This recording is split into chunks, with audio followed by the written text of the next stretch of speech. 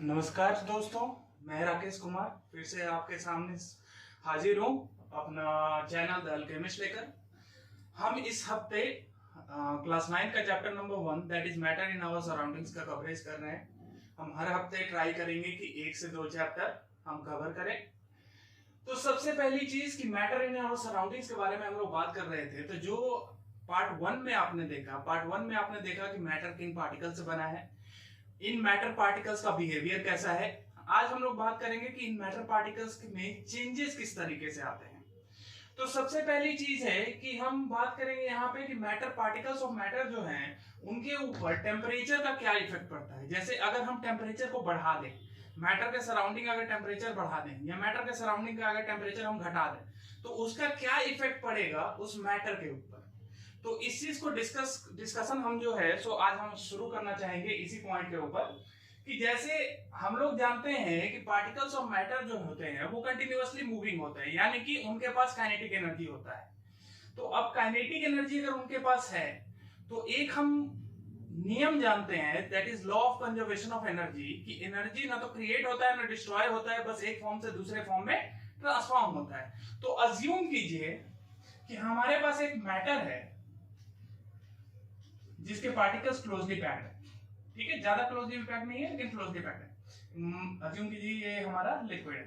ठीक है, अब इसके बाद अगर हम बात करें कि इसके सराउंडिंग का हमने क्या किया है, टेम्परेचर जो है सो हम बढ़ा रहे हैं, टेम्परेचर हमारा बढ़ रहा है। सो टेम्परेचर जब बढ़ेगा और इसके पार्टिकल्स का अपना खुद का काइनेटिक एनर्जी का भी प्रेजेंस है, यानी ये भी रैंडम डायरेक्शन में मूवमेंट कर रहे हैं। अब टेम्परेचर बढ़ाने के कारण होगा क्या कि टेम्परेचर जैसे जैसे हम बढ़ा रहे हैं ये पार्टिकल्स जो थर्मल एनर्जी हम दे रहे हैं बाय इंक्रीजिंग टेम्परेचर उसको यह गेन करेंगे। गेन करने के कारण होगा क्या, यह थर्मल एनर्जी इन पार्टिकल्स के काइनेटिक एनर्जी को और ज्यादा बढ़ा देगा। यह थर्मल एनर्जी इन पार्टिकल्स के काइनेटिक एनर्जी को और ज्यादा बढ़ा देगा। तो अगर इनकी काइनेटिक एनर्जी बढ़ेगी तो उस कंडीशन में इनके बीच का जो इंटरमॉलिक्यूलर जो स्पेसेस है वह भी क्या होगा, वो भी इंक्रीज करेगा, क्योंकि पार्टिकल्स का रैंडम मोशन जो है सो अब ज्यादा डिस्टेंस तक हमारा कवर करेगा। तो थोड़ी देर में हो सकता है कि ये पार्टिकल्स कुछ इस प्रकार दिखने लग जाए कि जहां पे स्पेसिंग भी बढ़ चुकी है, इनकी काइनेटिक एनर्जी भी बढ़ चुकी है। ठीक है, ओके। अब हम यह भी मान सकते हैं कि धीरे धीरे इनकी काइनेटिक एनर्जी इतनी ज्यादा बढ़ जाएगी कि यह हमारे गैसियस फेज के काइनेटिक एनर्जी के बराबर हो जाए। तो उस कंडीशन में हम क्या कहेंगे कि यह लिक्विड जो है सो हमारा टोटली कन्वर्ट हो गया है किसमें, गैस में। ठीक है, अब गैस में ये अगर कन्वर्ट हो गया है तो उसके लिए इसको क्या चाहिए था, थर्मल एनर्जी। थर्मल एनर्जी कैसे दिया हमने, बाय इंक्रीजिंग टेम्परेचर। तो एक चीज आपको यहां से जो है सो हम एक पॉइंट समझ सकते हैं इस पॉइंट से कि इसको इरेज कर दे रहे हैं। If we increase temperature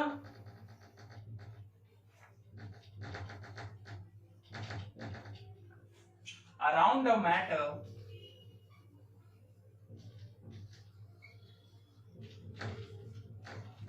its kinetic energy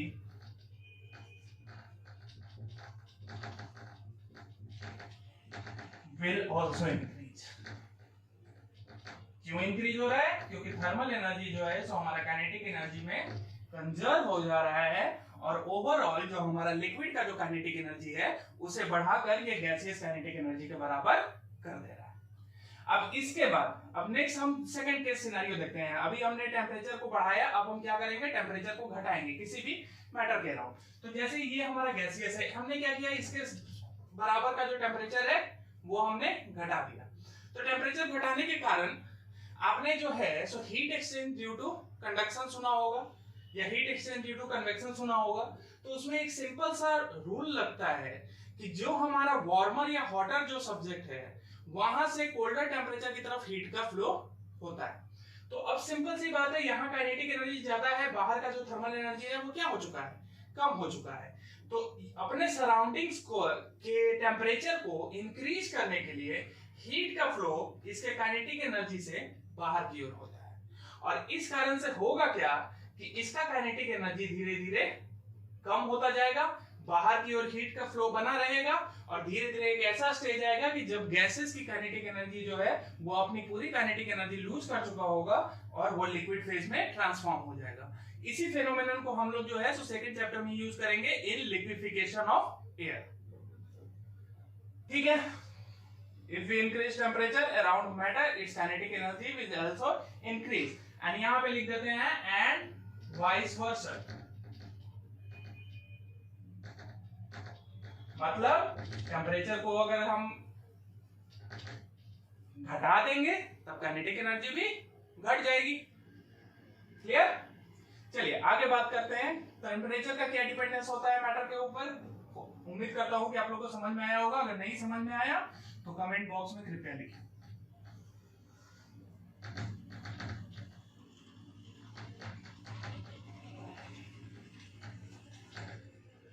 next हम बात करते हैं effect of pressure on matter, कि हमारा प्रेशर का क्या इफेक्ट पड़ता है।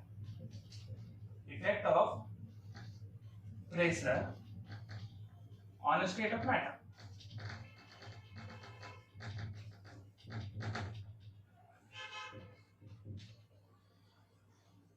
चलिए यहाँ पे भी जो है सिचुएशन को हम लोग जो है विजुअलाइज करने की कोशिश करते हैं। हमारे पास एक मैटर है, अज्यूम कीजिए ये गैसियस मैटर ही है जिसके पास काफी ज्यादा सबसे ज्यादा मनचला होता है, यानी सबसे ज्यादा काइनेटिक एनर्जी जो है गैसेस के पास ही होती है। तो अगर इसके पास काइनेटिक एनर्जी है और ये रैंडम डायरेक्शन में जो है मूवमेंट दिखा रहा है, हमने क्या किया कि इस बीकर के ऊपर एक पिस्टन लगा दिया। हमने एक पिस्टन इंट्रोड्यूस कर दिया।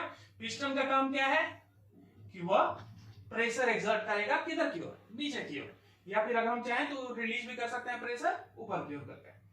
अब ये पिस्टन जब नीचे की ओर आएगा तो मान लीजिए कि ये इनिशियली इस पोजीशन पे था और फाइनली जो है ये पिस्टन मूव करता हुआ इस पोजीशन पे आ गया।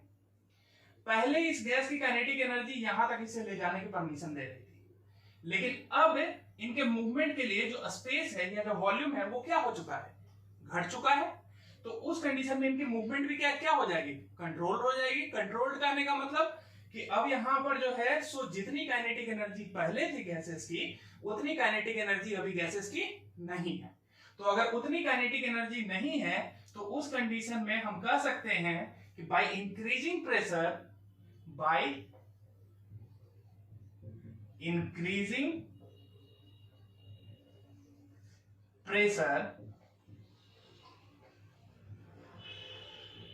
Kinetic energy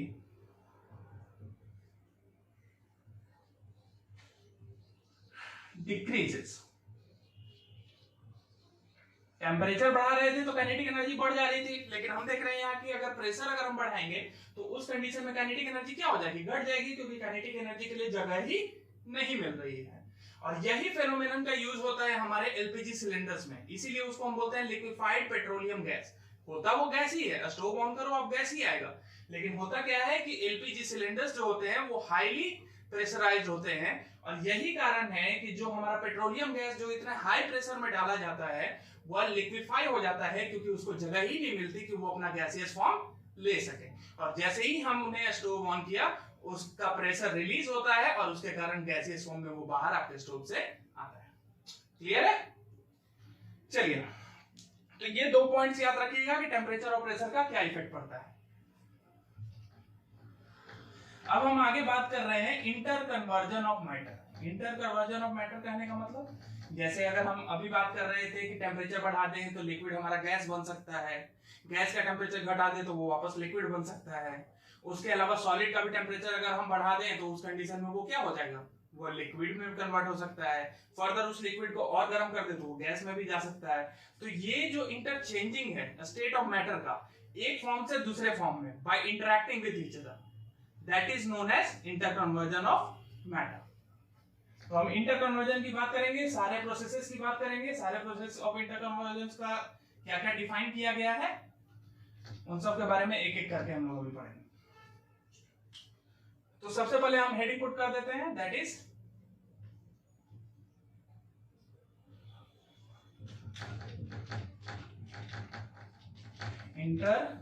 interconversion of matter. यहाँ थोड़ा मार्कर लग रहा है, हमारा धोखा दे रहा है। चलिए, इंटर कन्वर्जन ऑफ मैटर। तो इंटर कन्वर्जन ऑफ मैटर, अगर किसी ने सिर्फ यह बस आपसे पूछा कि इंटर कन्वर्जन ऑफ मैटर कहेंगे किसको, तो इसका भी एक आपके लिए डिफिनेशन मैं तैयार कर देता हूं। इसको हम कहेंगे the phenomenon of conversion of one form or one state of matter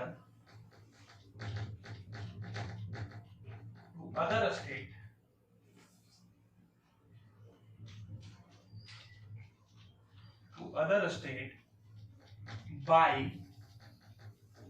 altering का मतलब चेंज करना, by altering temperature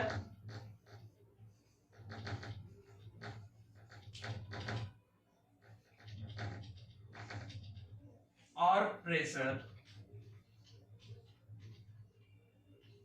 is known as interconversion of matter.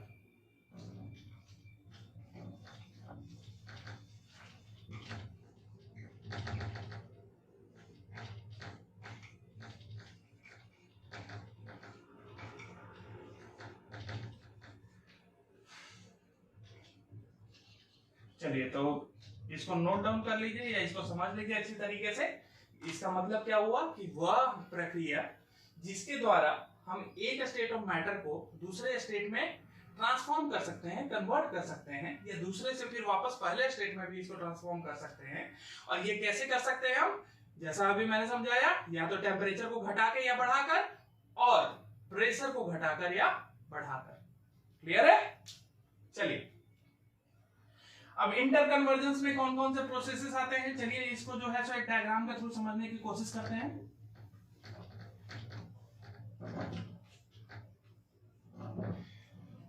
तो इंटर कन्वर्जन के साथ डायग्राम को समझने के लिए चलिए हम एक जो है सो बड़ा सा बर्मुडा ट्रायंगल बनाने की कोशिश कर रहे हैं। ये आ गया हमारा ट्रायंगल।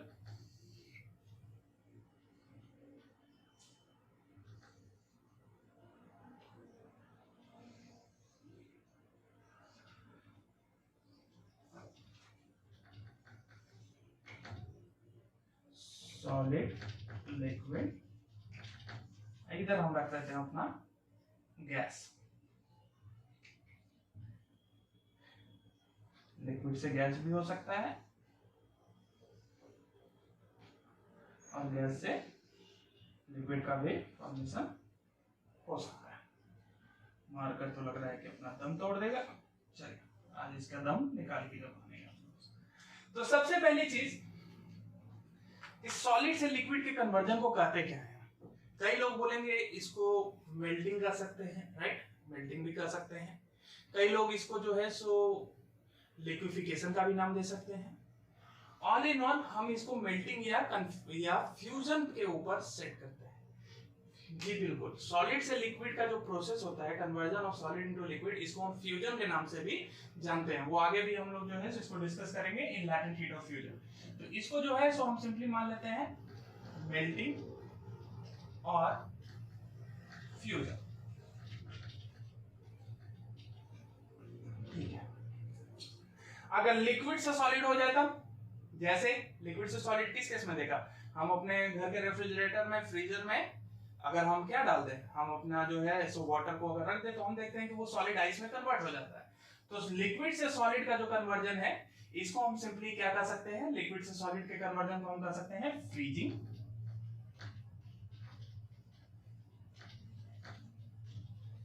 या एक और इसका जनरल टर्म है, इसको हम बोलते हैं सॉलिडिफिकेशन,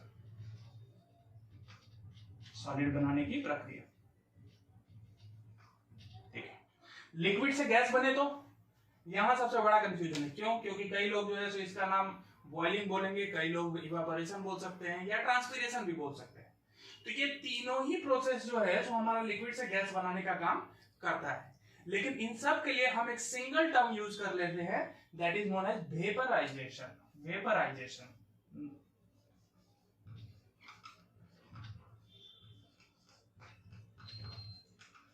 अगर गैस से लिक्विड बने तो कंडेंसेशन, कंडेंस होना, कंडेंस वर्ड का मतलब एक साथ इकट्ठा हो जाना।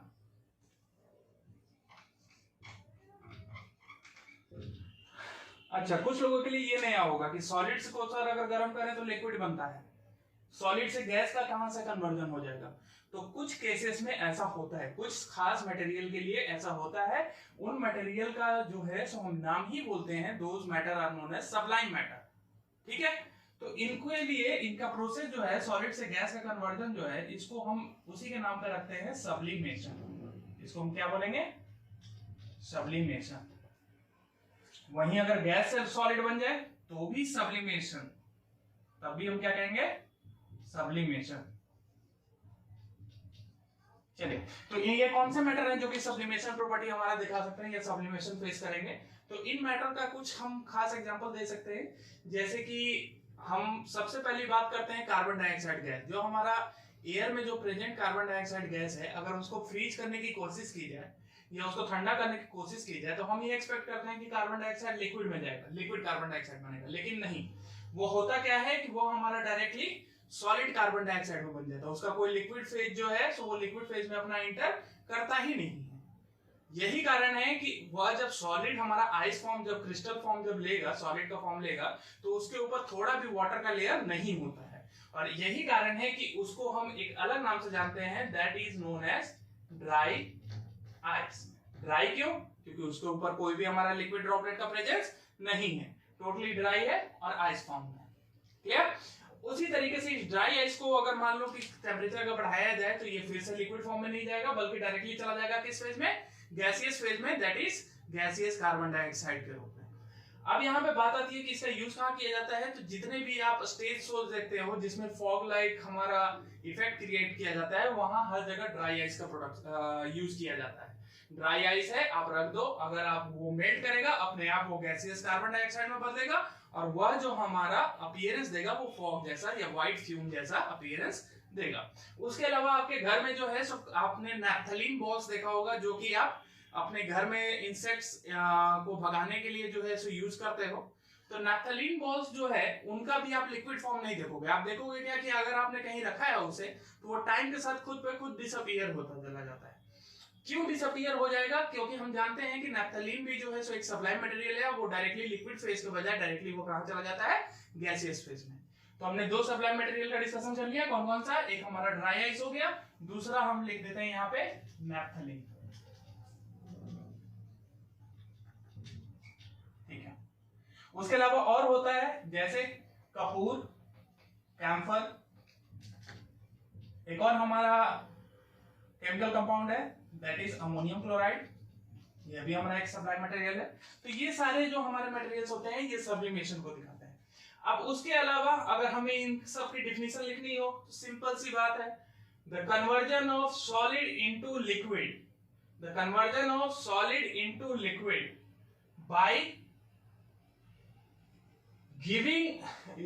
taking in heat is known as melting or fusion. Conversion of solid into liquid by taking in heat, क्योंकि सॉलिड से लिक्विड बनना है तो उसको काइनेटिक एनर्जी एक्स्ट्रा चाहिए, तो वो हीट गेन करेगा। The conversion of liquid into solid by giving out heat. अब लिक्विड से सॉलिड बनेगा तो उसके लिए क्या करना पड़ेगा? तो उसे टेम्परेचर अपना ड्रॉप करना पड़ेगा। तो टेम्परेचर अगर ड्रॉप करना पड़ेगा तो उसके लिए वो क्या करेगा? हीट देगा। ठीक है, इज नोन एज फ्रीजिंग। उसी तरीके से gas to liquid is known as vaporisation और liquid to gas, gas to liquid is known as condensation while liquid to gas is known as vaporisation. Solid से gas की अभी हमने बात कर ली। इसके बाद हम जरा एक इंटरेस्टिंग टॉपिक के ऊपर आते हैं, जिसमें लास्ट वीडियो में भी मैंने बताया था कि इस टॉपिक के ऊपर हम लोग डिस्कशन करेंगे, दैट इज लैटेंट हीट। क्या भला है और कैसे हम इसको कर सकते हैं। चलिए एक केस की हम लोग जो है सो बात करते हैं, वेपराइजेशन की बात करते हैं। ठीक है, तो वेपराइजेशन की अगर हम लोग बात कर रहे हैं तो जरा आप मुझे बताइए कि अगर मान लीजिए कि हमने जो है सो एक बीकर लिया है, इसमें हमारे पास वाटर है और हमने क्या किया कि एक बर्नर लगा दिया और बर्नर के फ्लेम से जो है इस वाटर को हम वेपराइज करने की कोशिश कर रहे हैं। ठीक है हमारे पास, ठीक है। तो अगर इस वाटर को अगर हम वेपराइज करने की कोशिश कर रहे हैं तो हम देखेंगे क्या कि बर्नर का यह जो फ्लेम का जो टेम्परेचर होता है वो अज्यूम कीजिए कि 500 डिग्री सेल्सियस है, अज्यूम कीजिए 500 degree Celsius. Boiling point of water कितना है 100 डिग्री सेल्सियस। हमने क्या देखा कि इसको इस पूरे वाटर का एनर्जी को हमने बढ़ाने की कोशिश की, इसको थर्मल एनर्जी दे रहे हैं ताकि इसकी काइनेटिक एनर्जी बढ़े और ये वेपर फेज में जाए। तो हम जानते हैं कि यह एक टेम्परेचर पे पहुंचेगा दैट इज 100 डिग्री सेल्सियस। यह टेम्परेचर क्या है, यह इसका क्या है, यह इसका बॉइलिंग पॉइंट है। बॉइलिंग पॉइंट कहने का मतलब the temperature at which the liquid converts into gas, that is known as its boiling point. तो बॉइलिंग पॉइंट तक जैसे ही यह हमारा टेम्परेचर इसका पहुंचेगा हम एक्सपेक्ट करते हैं कि ये वेपर फेज में जाना शुरू कर देगा। ठीक है, चलिए मान लीजिए ये 100 डिग्री पहुंच गया और हम जो है 100 डिग्री पहुंचने के बाद हम इसका टेम्परेचर लगातार चेक करते हैं कुछ टाइम तक, 1 मिनट 2 मिनट 5 मिनट, जब तक ये हमारा वेपराइज हो रहा है तब तक हम इसका टेम्परेचर चेक करते हैं।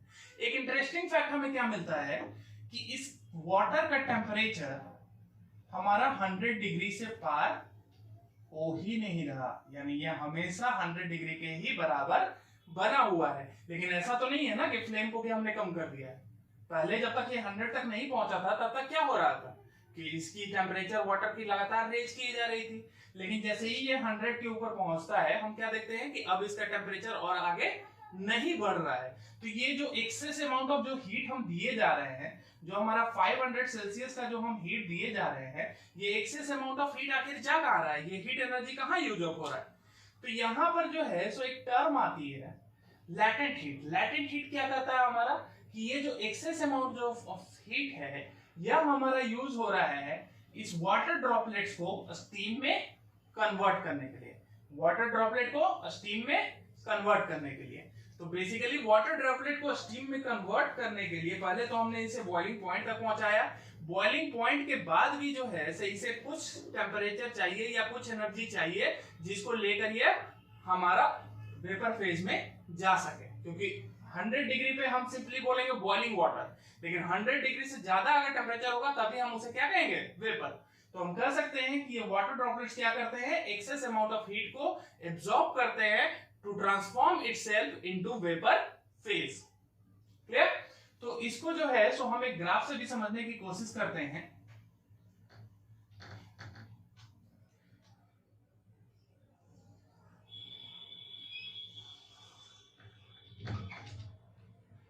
जैसे ये अज्यूम कीजिए ये हमारा टेम्परेचर हम वाई एक्सिस पर रिप्रेजेंट कर रहे हैं, ठीक है, और वहीं जो है सो हीट एनर्जी जो हम सप्लाई कर रहे हैं बर्नर के रूप में उसको हम एक्स एक्सिस पे रिप्रेजेंट कर रहे हैं।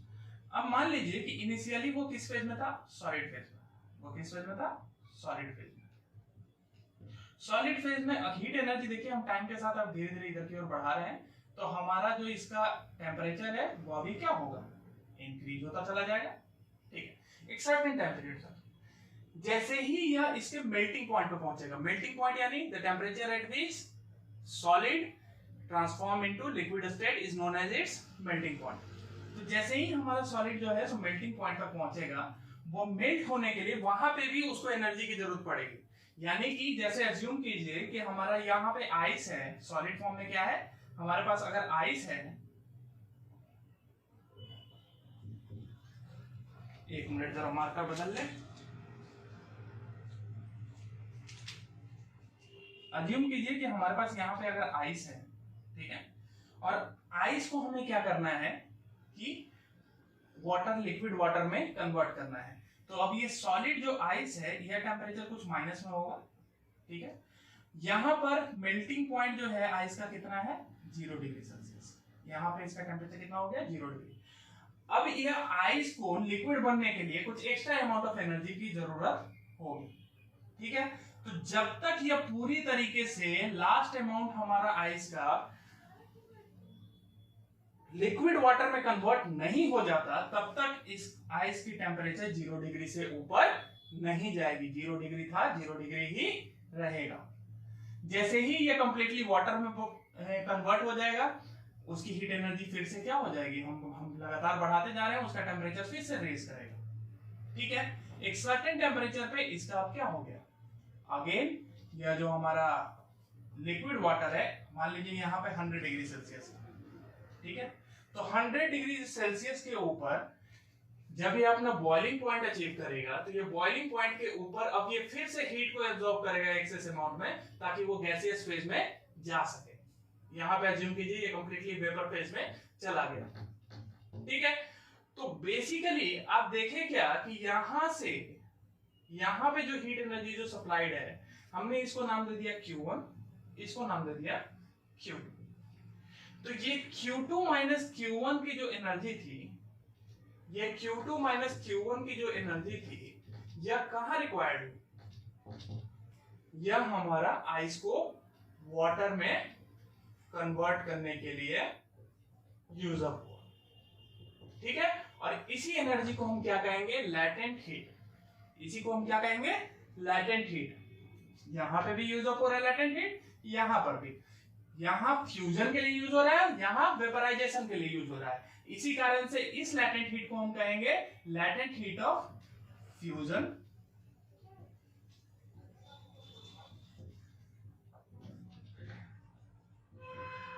और यहां पे इसको कहेंगे हम लैटेंट हीट ऑफ वेपराइजेशन, क्योंकि यहां पे वेपराइजेशन हो रहा है।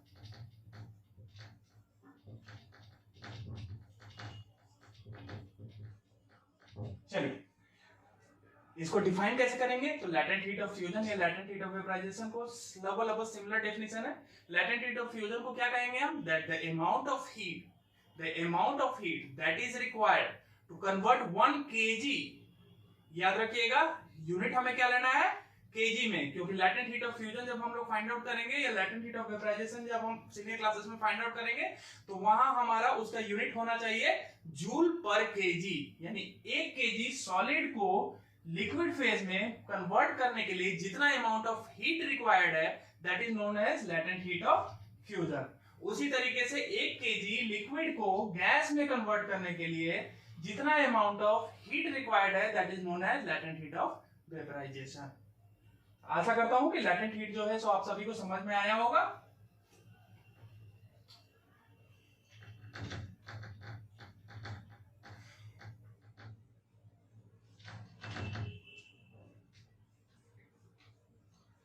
चलिए आगे बढ़े।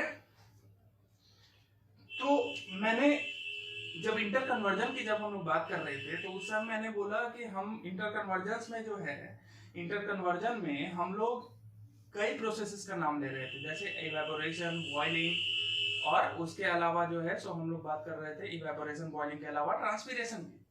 ठीक है, तो सबसे पहली चीज हमें ये समझना होगा कि ये इवेपोरेशन क्या चीज है और बॉइलिंग क्या चीज है। इवेपोरेशन क्या चीज है और बॉइलिंग क्या चीज है।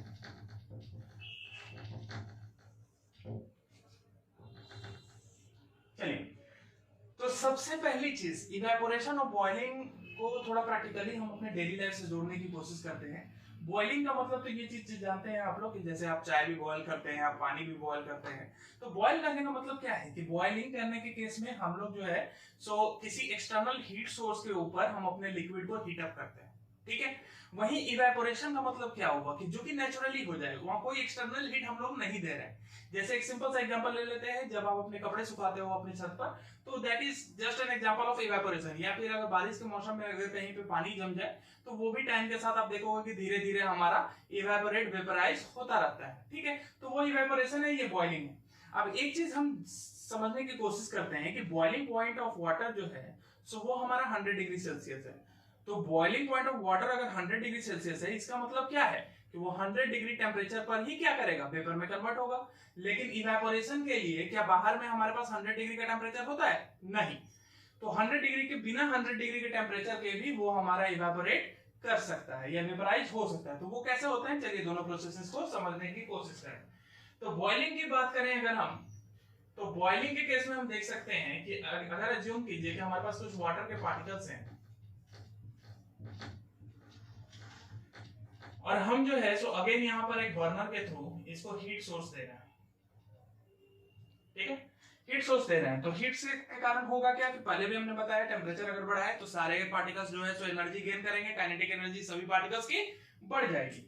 तो इन पार्टिकल्स की काइनेटिक एनर्जी क्या हो जाएगी, बढ़ेगी। किसकी बढ़ेगी, क्या किसी एक लेयर की या किसी एक पार्टिकल की, नहीं, बल्कि यूनिफॉर्मली ये एनर्जी जो है सो पूरे सिस्टम में या पूरे लिक्विड में बटेगा, और इस कारण से जो है सो सारे पार्टिकल्स की काइनेटिक एनर्जी एक साथ बढ़ेगी। चलिए अब इवेपोरेशन की बात करते हैं। या बढ़ते, पहले एक चीज इसको समझ लीजिए कि बढ़ते बढ़ते इसकी काइनेटिक एनर्जी इतनी हो जाएगी कि ये वेपर फेज में अपने आप कन्वर्ट हो जाएगा। अब इवेपोरेशन की बात करें, यहाँ पे भी अगेन जो है सो सेम हमारे नंबर ऑफ पार्टिकल्स हैं, ठीक है। कोई एक्सटर्नल हीट हम नीचे से आसपास से नहीं दे रहे, जो भी हीट आ रहा है वो कहां से आ रहा है, एटमॉस्फेयर से।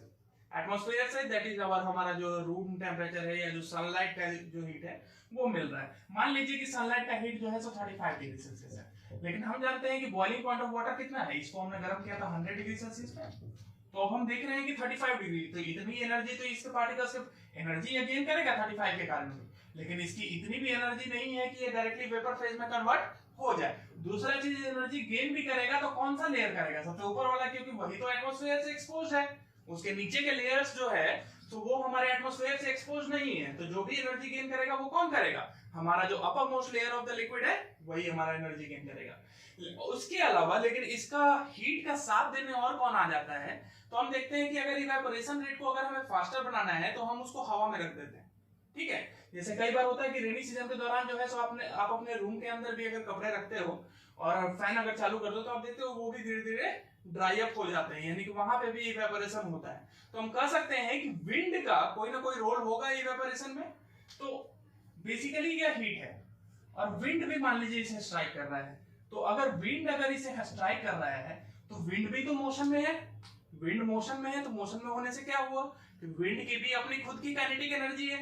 अब जैसा कि हम लोग जानते हैं कि एनर्जी ना तो क्रिएट होता है ना डिस्ट्रॉय होता है, बल्कि वो क्या करेगा, एक फॉर्म से दूसरे फॉर्म में ट्रांसफॉर्म कर जाता है। तो एक फॉर्म से दूसरे फॉर्म में जब ट्रांसफॉर्म करता है तो विंड अगर हमारा इस पार्टिकल को स्ट्राइक करेगा तो ये क्या होगा कि इन पार्टिकल्स की काइनेटिक एनर्जी और बढ़ जाएगी, क्योंकि विंड की काइनेटिक एनर्जी भी इनके साथ अडैप्ट हो रही है।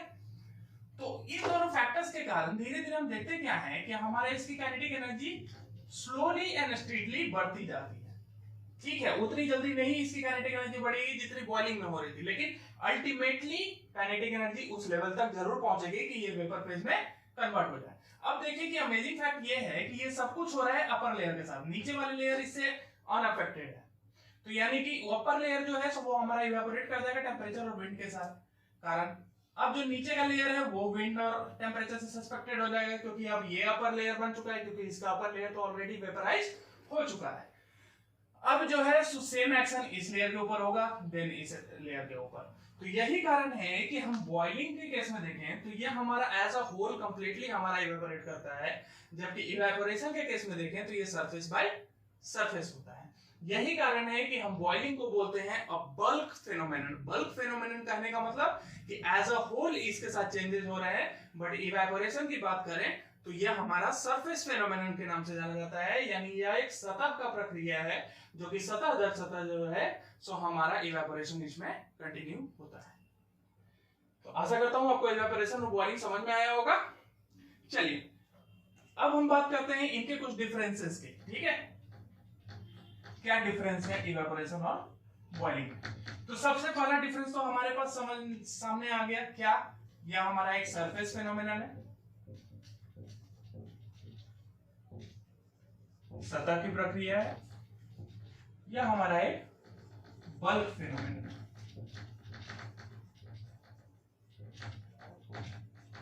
अगली बात करें, यह हमारा काफी स्लो होता है, बट हमारा बॉइलिंग क्या है, काफी फास्ट रेट से हमारा कैरी होता है पूरा प्रोसेस। उसके अलावा इसको फिक्स टेम्परेचर नहीं चाहिए, फिक्स टेम्परेचर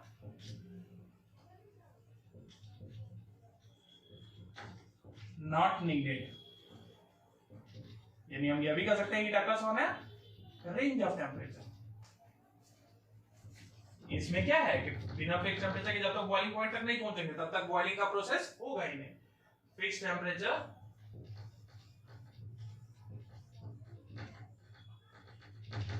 इज नेगेटिव। और क्या है, इवेपोरेशन जो है सो वो हमारा कई फैक्टर्स पर डिपेंड करता है। It depends upon various factors. यह किस पे डिपेंड करता है, मेन तौर पर टेम्परेचर पे ही बस डिपेंड करता है। बॉइलिंग इट डिपेंड्स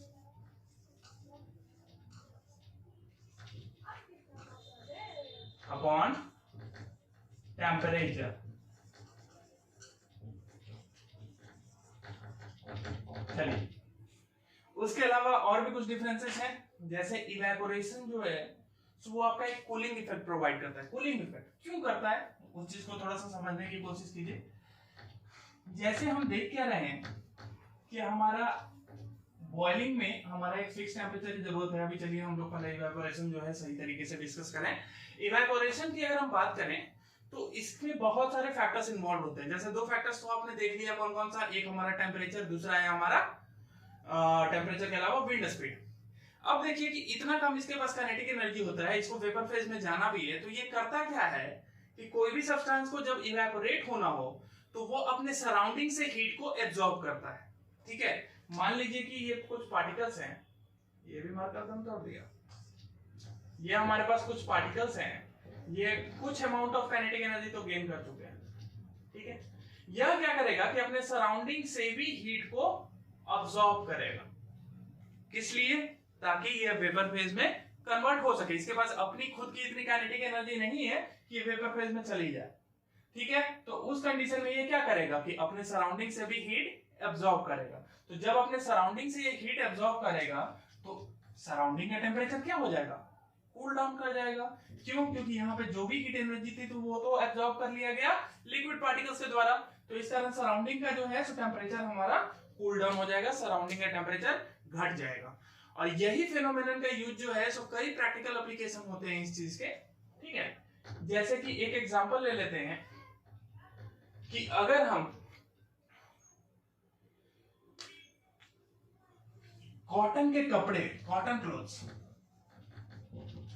क्लोथ्स अगर हम यूज करते हैं समर के दौरान और कहीं से अच्छी सी हवा अगर हमें लग जाए तो बड़ा आनंद मिलता है। क्यों, क्योंकि बेसिकली कॉटन क्लोथ्स का क्या है कि कॉटन क्लोथ्स हमारा काफी ज्यादा स्वीट सोक करता है। जब भी हम कॉटन क्लोथ्स पहनते हैं तो समर के दौरान जो है सो वो हमारे स्वीट को सोक अप कर लेता है। और स्वीट को जब ये सोक अप कर लेगा और किसी तरीके की थोड़ी सी भी अगर हवा अगर ब्लो करेगी तो उस कंडीशन में जो भी स्वीट जो वो है तो लिक्विड ही, वो लिक्विड पार्टिकल्स अपने आप को इवेपोरेट करना चाहेगा। तो उस इवेपोरेशन के दौरान वह हमारे बॉडी से हीट एब्जॉर्ब करके खुद को इवेपोरेट करता है।